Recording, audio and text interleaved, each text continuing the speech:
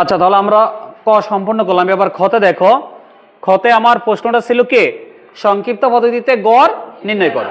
তাহলে আমার সংক্ষিপ্ত পদ্ধতিতে গড় নির্ণয় করতে হলে আগে আমাদের ছক থেকে মানে সারণী থেকে ছকটা তৈরি করতে হবে। উদ্দীপক থেকে কি সারণীটা তৈরি করতে হবে, ছকটা তৈরি করা লাগবে। তাহলে আমি লিখছি দেখো যে সংক্ষিপ্ত পদ্ধতিতে গড় নির্ণয় করার সারণী। তাহলে আমার সংক্ষিপ্ত পদ্ধতিতে গড় বের করতে হলে এরকম উদ্দীপক যদি থাকে তখন আমার মনে রাখতে হবে যে 5টা কলাম লাগবে। কয়টা কলাম লাগবে? এই যে এগুলো হচ্ছে কলাম, এই 1টা 2টা 3টা 4টা 5টা। আর এখানে যে কয়টা কলাম আছে সেই কয়টা হয়ে যাবে কি সারি। এখানে আছে কয়টা কলাম? 1টা 2টা 3টা 4টা 5টা 6টা 7টা। এই 7টা হয়ে যাবে সারি, আর কলাম থাকবে ফিক্সড কয়টা? 5টা, সংক্ষিপ্ত পদ্ধতিতে গড় নির্ণয় করার জন্য। তাহলে আমি প্রথমে এখানে এগুলো লিখে ফেলাইবা যে শ্রেণীব্যাপ্তি, তারপর হবে কি মধ্যমান, তারপরে গণসংখ্যা, তারপর ধাপ বিচ্যুতি। এখন গণসংখ্যাকে এফ দ্বারা প্রকাশ করা হয়, যেহেতু আইতম এখানে অনেকগুলো এই জন্য এফ আই বলতে হবে। ধাপ বিচ্যুতিকে ইউআই দ্বারা কে প্রকাশ করা হয়, আর এখানে হবে এফ আই ইউআই। তার মানে হচ্ছে এফ আই আর ইউআই কি হবে? এখানে গুণ হবে। ক্লিয়ার? এখন আমরা দেখে দেখে এটা লিখবো শ্রেণীব্যাপ্তির মানগুলো। শ্রেণীব্যাপ্তির মানগুলো দেখে দেখে লিখছি দেখো, 31 থেকে 40, এই যে প্রথম শ্রেণীটা, 41 থেকে কে 50, এভাবে আমরা সম্পূর্ণ লিখলাম।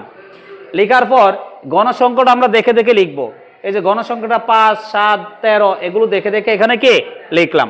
এখন মাঝে আছে কে মধ্যমান, মাঝে আছে কে আমরা পূর্বের ক্লাসে মানে কতে বলছিলাম মধ্যমান বের করার নিয়মটা হচ্ছে কি, প্রথম সংখ্যা শেষ সংখ্যা যোগ করে 2 দিয়ে ভাগ। প্রথম সংখ্যা শেষ সংখ্যা যোগ করে কয় দিয়ে ভাগ? তাহলে 31 আর 40 যোগ করলে হবে তোমার 71। 71 2 দ্বারা ভাগ করলে হবে 35.5। আবার 41 আর 50 যোগ করলে হবে তোমার 91। 91 2 দিয়ে ভাগ করলে কত হবে? 45.5। যখন এই দুইটা বের করবা তখন এটা থেকে এটা বিয়োগ করে দেখবা বারবার কত করে বাড়ছে। এটা থেকে এটা বিয়োগ করলে হয় 10। তাহলে বোঝা গেল যে এই শ্রেণীর মধ্যমান থেকে শ্রেণীর মধ্যমান ডিফারেন্স হচ্ছে কত? 10। তাহলে বারবার 10 যোগ করে দেবা। 45-এর সাথে 10 যোগ করলে কত?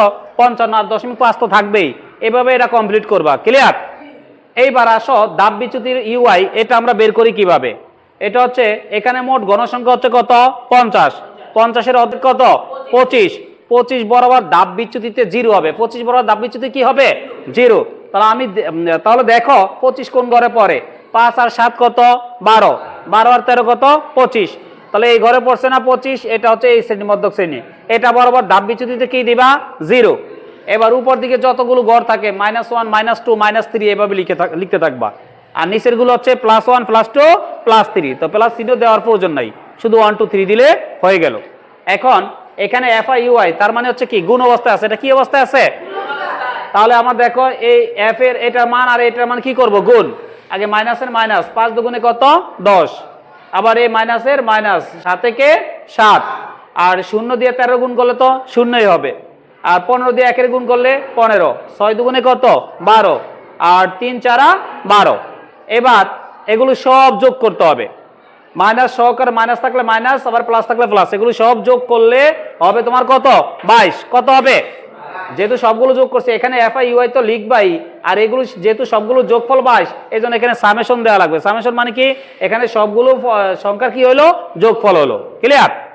এইবার আমরা গড়ের সূত্রটা জানি, সংক্ষিপ্ত গড়ের সূত্র a plus summation F I U I by N into K H.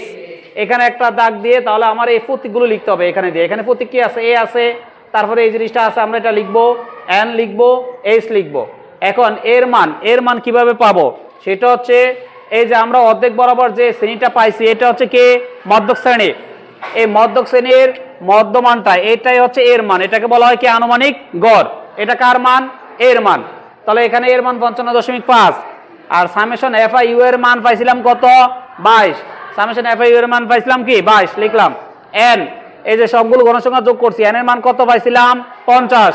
A N equal 50। আর এইচটা হচ্ছে শ্রেণী ব্যাপ্তি। এইচ কে মানে নিম্ন সীমা থেকে উচ্চ সীমা পর্যন্ত গুণ বা কয়টা সংখ্যা আছে যে কোনো একটা শ্রেণী ধরো 31 থেকে কত?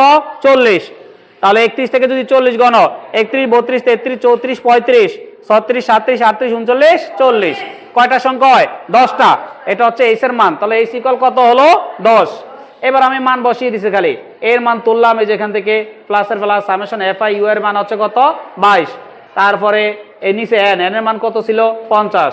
আর গুণের গুণ, এইচ এর মান কত পাইছিলাম 10, এটা যা আছে তা প্লাসের প্লাস, এই 10 আর 22 এই দুটো তো উপরের সংখ্যা, তাহলে উপরের সংখ্যা কি গুণ অবস্থায় আছে না, এই জন্য 22 আর 10 গুণ করলে হবে কত 220, নিচে 50-এর 50, এটা যা আছে তা রাখলাম প্লাসের প্লাস, 220-এর যদি আমি 50 দ্বারা ভাগ করি তাহলে এখানে হবে 4.4, এবার এই দুইটা যোগ করলে হবে 59.9, এটাই হচ্ছে কি মধ্যমান, কি বলতে সংক্ষিপ্ত পদ্ধতিতে গড়ের মান।